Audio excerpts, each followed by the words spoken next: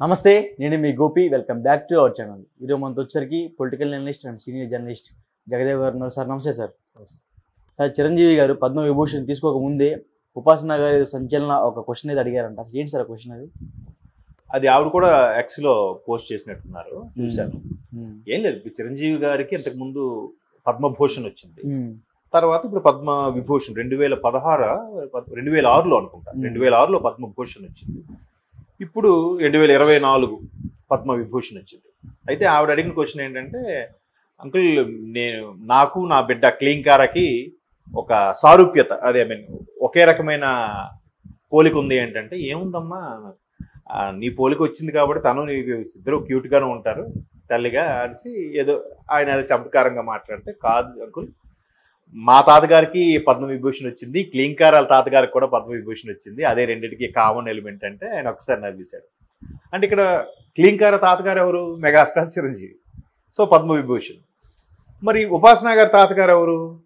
అందరికీ తెలిసిన వ్యక్తి, Apollo founder chairman doctor C Pratap Reddy గారు అంటారు.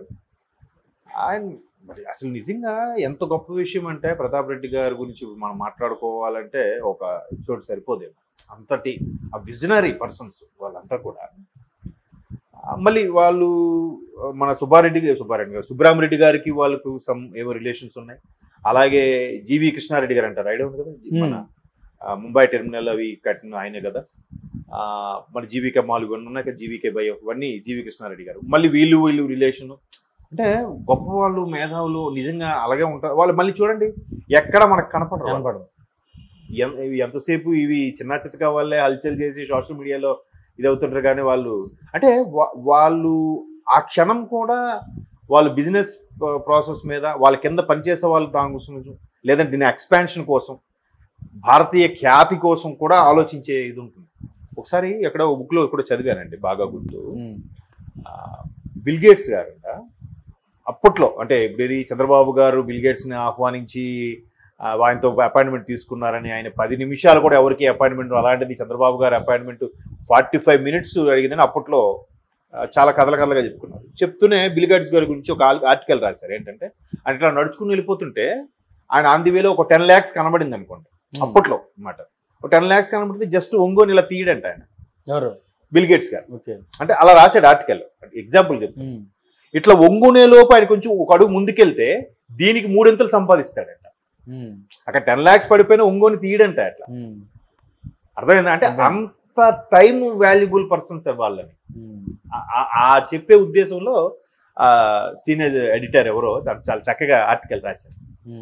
అలాగా ఇప్పుడు వీళ్ళు కూడా చాలా ఇది ఆయన ఏ స్థాయికి తీసుకెళ్ళిపోయారు అపోలోని కదా. ప్రతాప్ రెడ్డి గారు పేరంటే తెలియదు, పైగా ఇప్పటికీ నాకు తెలిసి 90+ ఉంటాయి. బట్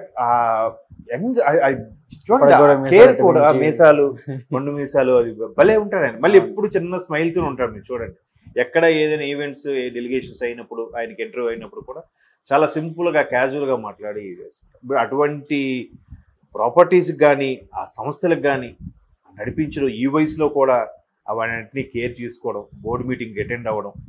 ఇప్పుడు మ్యాక్సిమం ఉపాసన గారికి కూడా కొంత హ్యాండ్ ఓవర్ చేసినట్టున్నారు. అది అద్భుతం.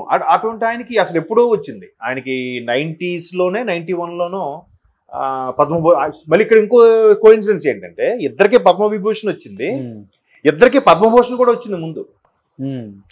ప్రతాప్ రెడ్డి గారు కూడా 90sలో ఇప్పుడు పద్మభూషణ్ వచ్చింది, తర్వాత 2010లోనే ఎప్పుడో పద్మ విభూషణ్ వచ్చింది. చిరంజీవి గారికి 2006లో పద్మభూషణ్ వచ్చింది, 2024లో పద్మ విభూషణ్ వచ్చింది. బట్ ఆయన ఇప్పుడు గ్రేట్ కదా, ఆయన ఇప్పుడు 2010లోనే ఎప్పుడో పద్మ విభూషణ్ వచ్చింది. నెక్స్ట్ ఇంకేముంది, భారతరత్న కదా. భారతరత్న తర్వాత భారతరత్న, పద్మ విభూషణ్, పద్మభూషణ్, పద్మశ్రీ, అంతే కదా. సో అట్లాగా ఇద్దరికి ఆ సారూప్యత ఉండడం అనేది, ఆవిడ సరదాగా ట్వీట్ చేయడం, అది అందరూ చూడడం అనేది గొప్ప విషయమే కదా. ఇప్పుడు చిరంజీవి గారికి ఎందుకు ఇచ్చారు అని అంటే అదంతే. నేను ఇంకో ఎగ్జాంపుల్ కూడా చాలా సందర్భంలో చెప్పాను.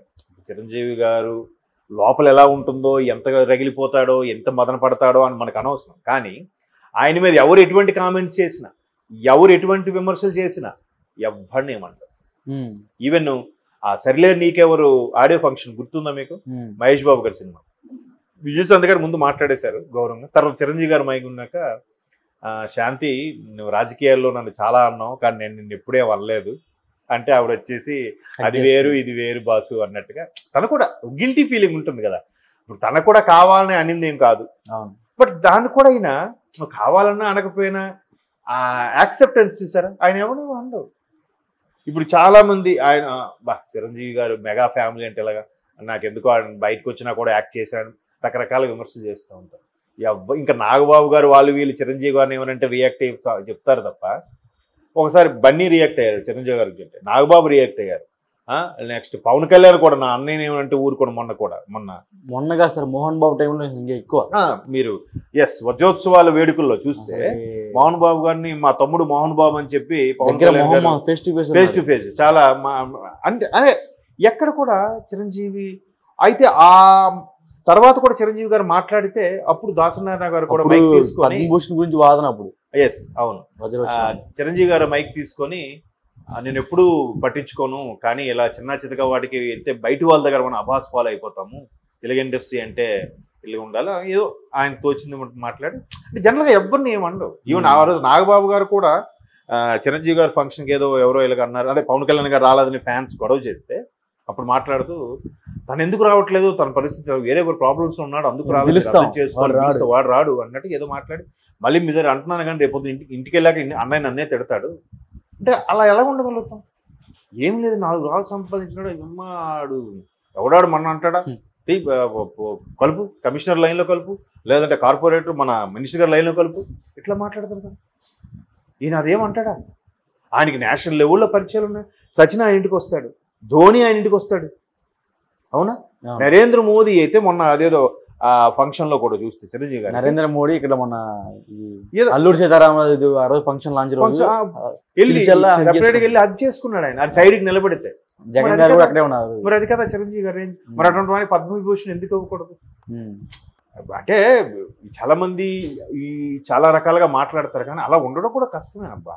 నువ్వు అది యాక్టింగ్ అనుకో, ఉండి చూస్తాను, నువ్వు ఆ యాక్టింగ్ నువ్వు చెయ్యి.